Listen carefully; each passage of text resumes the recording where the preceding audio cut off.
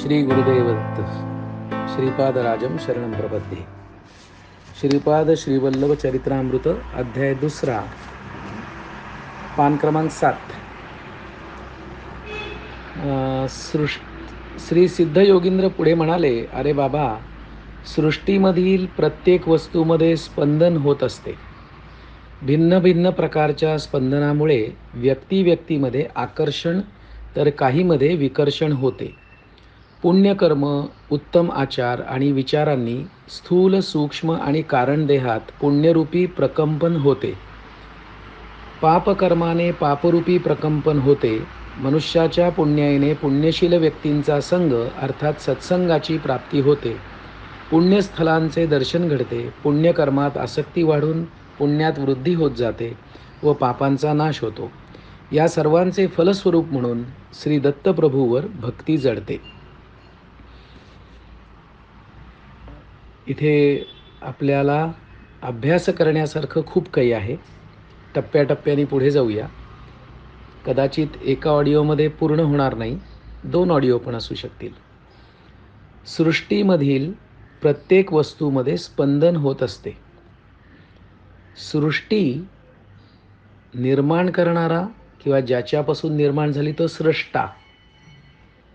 सृष्ट्याने सृष्टी निर्माण केली म्हणजे सृष्टी हे क्रिएशन आहे, ऑब्जेक्ट आहे, सब्जेक्ट नाही, सोर्स नाही.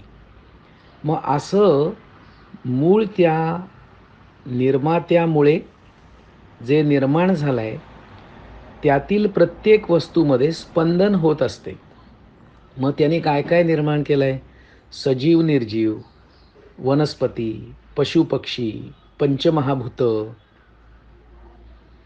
अस्तित्वात जे जे ग्रह, तारे, जे जे काही काय ब्रह्मांड म्हणा, त्याला गॅलेक्सी म्हणा, हे सगळं त्यांनी निर्माण केलं आहे. आणि ते काय म्हणतात की सृष्टीमधील प्रत्येक वस्तूमध्ये, म्हणजे दगडात पण आलं, पाण्यात पण आलं, मातीत पण आलं, पंचमहाभूतांनी बनलेल्या सजीव आणि निर्जीव दोन्हीमध्ये आलं, स्पंदन होत असते, व्हायब्रेशन्स.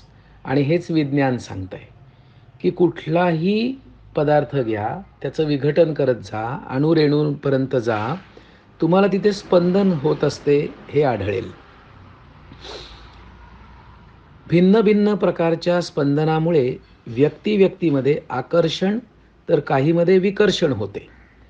याचा अर्थ स्पंदनं भिन्न भिन्न प्रकारची आहेत, व्हायब्रेशन्स वेगवेगळी आहेत. त्याचा परिणाम काय आहे? व्यक्तीमध्ये. मग आता इथे व्यक्ती ज्या वेळेला अस्तित्वाचा विचार करू त्यावेळेला फक्त मनुष्य नाही, मग प्राणी असतील, पशु असतील, इतर वनस्पती असतील, या सगळ्यांमध्येच त्या स्पंदनांमुळे आकर्षण आणि विकर्षण हे आपोआप घडत असतं. मी कोणाला आकर्षित करू शकत नाही, माझ्याकडे कोणी आकर्षित होऊ शकतं. तसंच दुसरा कोणी मला आकर्षित करू शकत नाही, मी त्याच्याकडे आकर्षित होऊ शकतो. माझ्या संरचनेप्रमाणे, माझ्यातील स्पंदनांप्रमाणे जो नियम आकर्षणाला तोच नियम विकर्षणाला. एखाद्याशी माझं नाही पटत तर हे काही ठरवून नाही घडत, एखाद्याशी नाही पटत असं घडतं, विकर्षण होतं. मग याचं कारण ते काय म्हणतात तर भिन्न भिन्न प्रकारची स्पंदनं, त्यामुळे हे घडतं. मग स्पंदनं म्हणजे काय नक्की? आणि मी स्पंदन आहे का? मी नक्की आहे तरी काय? मग माझ्यात स्पंदनं घडतायत का स्पंदनांमध्ये मी आहे? पुण्यकर्म, उत्तम आचार आणि विचारांनी स्थूल, सूक्ष्म आणि कारण देहात पुण्यरूपी प्रकंपन होते. प्रकंपन म्हणजे प्रकर्षाने होणारे कंपन. आता पुण्यकर्म कशाला म्हणायचं? कर्म कशाला म्हणायचं? मी करतो ते कर्म का जे घडताय ते कर्म? मी करतो आलं तर पुण्य आणि पाप येईल, पण जर घडत असेल तर त्याला पुण्य काय आणि पाप काय? ईश्वरी इच्छा असा आपण शब्द वापरू शकतो तिथे, जर घडत असेल तर. म्हणून मी विसर्जित झाला तर या शरीर मन या देहरूपी काय बॉडी माइंड इन्स्ट्रुमेंटमधनं कर्म घडायला लागतात. कर्म करणारा कोणी शिल्लक राहत नाही. उत्तम आचार, मग मी जे आचरतो ते आचार का माझ्यातून जे आचार घडतात ते आचार?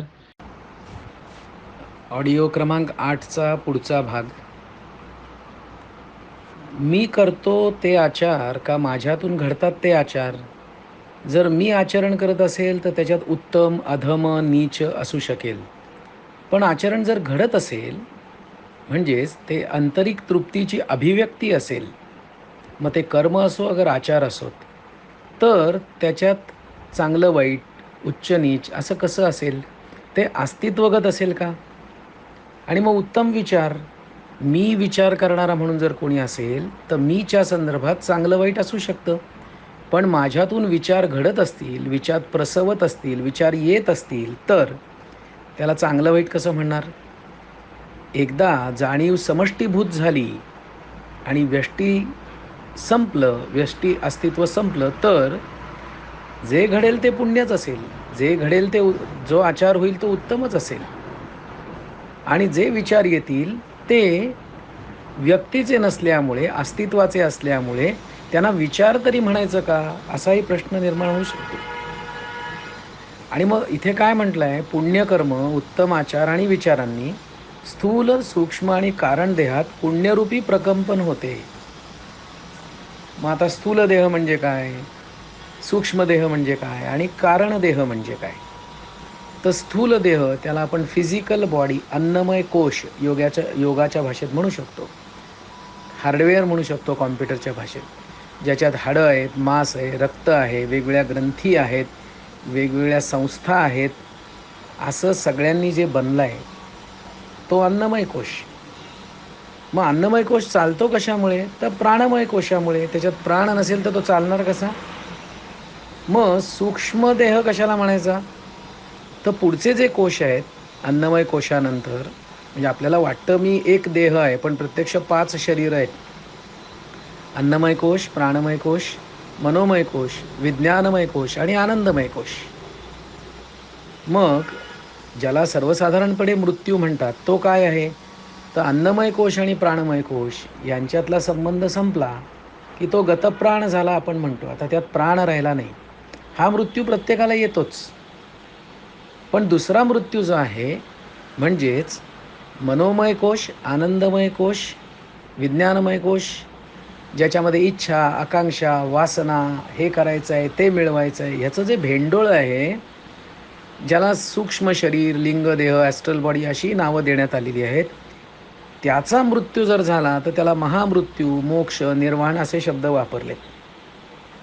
मग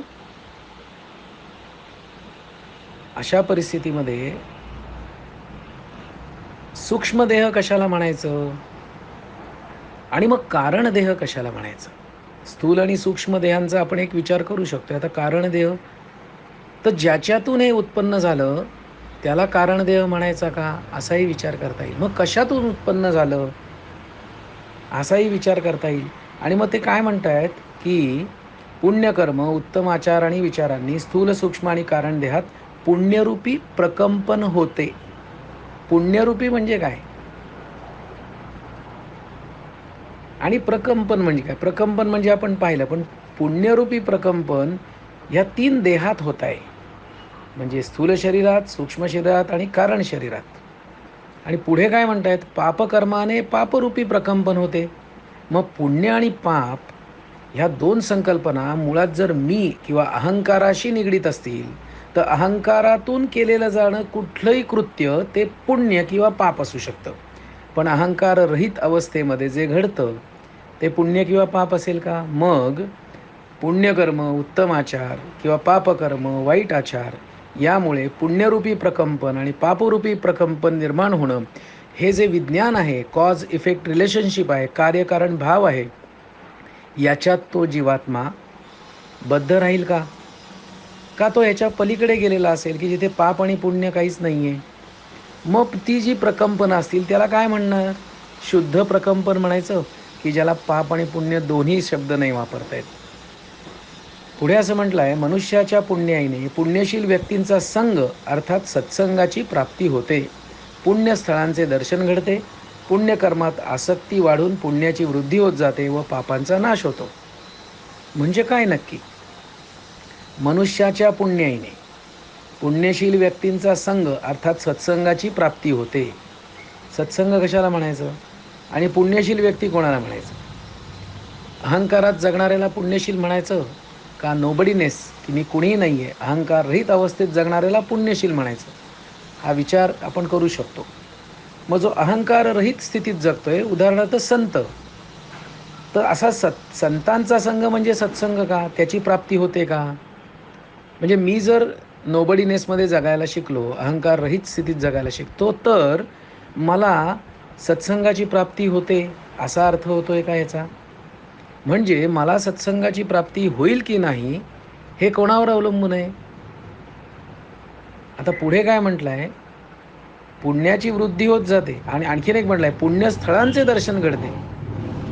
म्हणजे आता आधी पर्सन कनेक्टेड विषय होता, आता प्लेस कनेक्टेड विषय आला. स्थळं आणि पुण्यकर्मात आसक्ती होऊन म्हणजे विषय आला तो आता प्लेस, पर्सन अँड सब्जेक्ट. मग ह्याचा परिणाम काय आहे? तर प्लेस, पर्सन आणि सब्जेक्ट हे तुम्हाला त्या जीवात्म्याला जे अनुकूल आहेत असे प्राप्त होतात. परिणामतः पुण्याची वृद्धी होते आणि पापांचा नाश होतो. आणि मग शेवटी काय म्हटलं आहे? या सर्वांचे फलस्वरूप म्हणून श्री दत्तप्रभूवर भक्ती जडते. मग आता भक्ती कशाला म्हणायचं? नारद भक्तिसूत्र आहेत, शांडिल्यांची भक्तसूत्र आहेत, भक्तिसूत्र आहेत. मग भक्तीची व्याख्या तरी काय नक्की? कशाला भक्ती म्हणायची? की ती भक्ती जडणं म्हणजे काय? तर आपल्याला काही शब्द माहिती आहेत. उदाहरणार्थ प्रेम, स्नेह. स्नेह साधारण किंवा माया एखाद्यावर असणं. तर माझ्यापेक्षा जर लहान असतील त्याची ती चेतना, तो जो भाव जर लहानाकडे तर स्नेहरूपी असू शकेल. समपातळीवर वहन झालं त्याचं तर ते प्रेमरूपी असू शकतं. किंवा आपल्यापेक्षा उच्च या दिशेने ते जे निघालं तर आदर असू शकतो, श्रद्धा असू शकते आणि अल्टिमेट जर असेल तर ती भक्ती असू शकते. म्हणजे तीच ऊर्जा आहे, पण किती अँगलनी ती पुढे जाते त्याप्रमाणे ठरेल का? तर मग जर ईश्वराशी निगडीत असते ती भक्ती, व्यक्तींवर असते ती श्रद्धा, व्यक्तींबाबत असतं ते प्रेम किंवा स्नेह असं म्हणता येईल का? मग या सर्वांचे फलस्वरूप म्हणजे कशाचं? तर पुण्यरूपी प्रकंपन, नंतर पुण्यशील व्यक्तींचा संग, सत्संगाची प्राप्ती, पुण्यस्थलांचे दर्शन, पुण्यकर्मात आसक्ती वाढून पुण्याची वृद्धी. पुण्याची वृद्धी आणि पापांचा नाश म्हणजे काय? ही शुद्धिक्रिया आहे का? प्युरिफिकेशन प्रोसेस आहे का? कॅथार्सिस आहे का? डिटॉक्स प्रोसेस आहे का? आणि असं शुद्ध चैतन्य झालं, जसं पतंजली म्हणतात योगश्चित्तवृत्ती निरोध हा. म्हणजे काय? चित्ताच्या ज्या वृत्ती आहेत त्यांचा निरोध म्हणजे योग. पण मग प्राप्ती कसली आहे त्याच्यानी? तर द्रष्टा आपल्या स्वरूपामध्ये स्थित होतो, कैवल्य प्राप्ती आहे असं ते म्हणतात. मग कैवल्य प्राप्ती म्हणजे स्वमध्ये स्थित होणं ही जी अवस्था आहे तीच दत्तप्रभूंवर भक्ती जडणं आहे का?